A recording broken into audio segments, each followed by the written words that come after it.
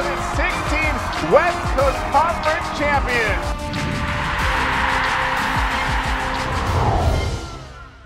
Here's the 3-1.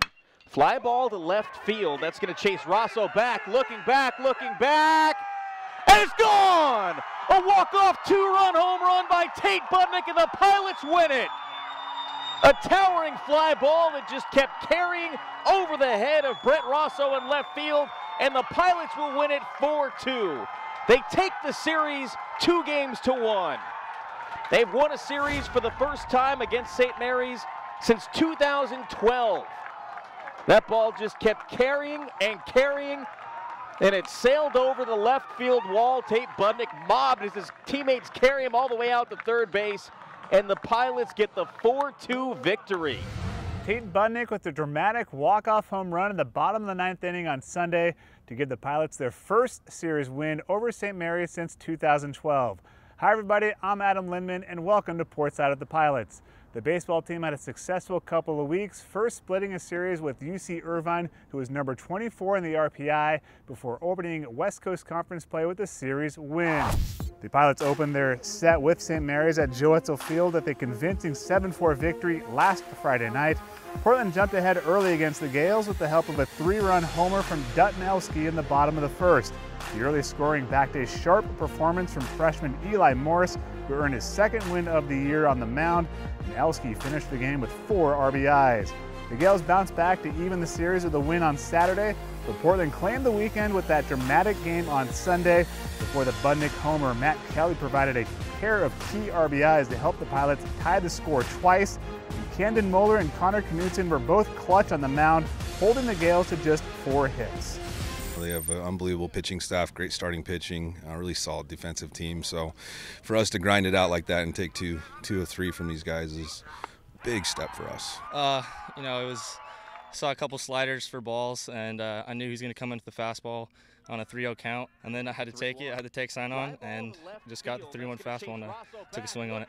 I've been struggling to play a little bit, but I've just been sticking with my process, and good things happen when you swing sometimes. We had just said, I just said to Tate in the dugout that you can't go hitless the whole year. You know, I mean, there's no way you're going to go hitless for the whole year. So look for something you can drive here, and you know, bingo, he could look for something. He got something up in the zone, and really happy for him because he's a captain for us, and he's one of our senior leaders. And I just think it's special for him, special for us to be able to watch him do that after he worked so hard. It's awesome. I've never experienced anything like that before.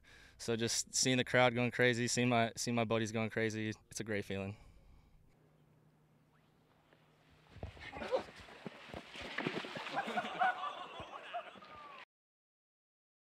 The Pilots remain at home this weekend for another crucial West Coast Conference series as the San Francisco Dons visit the Bluff. The Dons opened conference play by sweeping the Pacific Tigers at home. USF is a balanced ball club, hitting .274 as a team while combining for a 3.51 staff ERA. The series opens under the lights at 6 o'clock Friday night. Saturday's game is set for 3 p.m., while first pitch Sunday is scheduled for 12 noon. San Francisco's playing good ball too right now, so I think they're going to be really competitive next weekend. You know, with the St. Mary's club, we knew that they'd had an incredibly difficult start to their season with the types of teams they were playing on the road. So we knew they were road ready, and we're going to have to really play well to beat those guys. And so San Francisco's the same thing. They're off to a good start this year. I think they're going to have good starting pitching, and based on the numbers from this weekend, looks like they can put some numbers on the board too. The men's and women's track teams were in action last weekend at the Lewis and Clark Open. In the 1,500 meters, the women had a dominating performance as Taryn Rawlings, Maddie Lyons, and Eva Richardson all posted top times in the West. Rawlings currently claims the 4th fastest time in the region this year.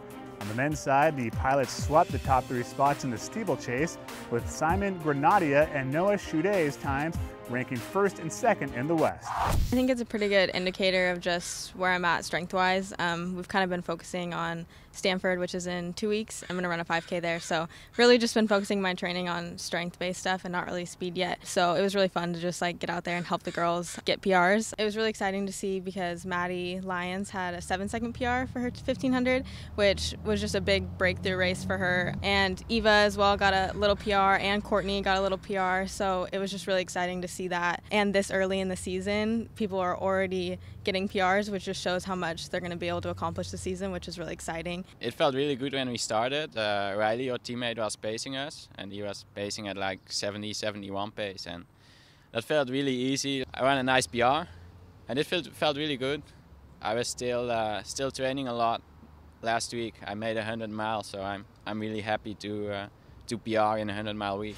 The women's tennis team hosted a pair of matches recently at the LP Tennis Center, first giving number 50 Washington State all they can handle. The Cougars would hold on for a narrow win. The Pilots then recovered to defeat Illinois State as the top of Portland's lineup stayed hot. Freshman Lourdes Ramal won her 5th consecutive match. Junior Radina Dimitrova won a hard-fought 3-setter, while junior Yelena Lukic overcame a first-set loss to pull out the win in the number 1 spot. The Pilots are 4-7 on the year. Coming up next, we sit down with a pair of baseball players who have seen some success on the field while helping some kids off the field. Portside of the Pilots continues after the break.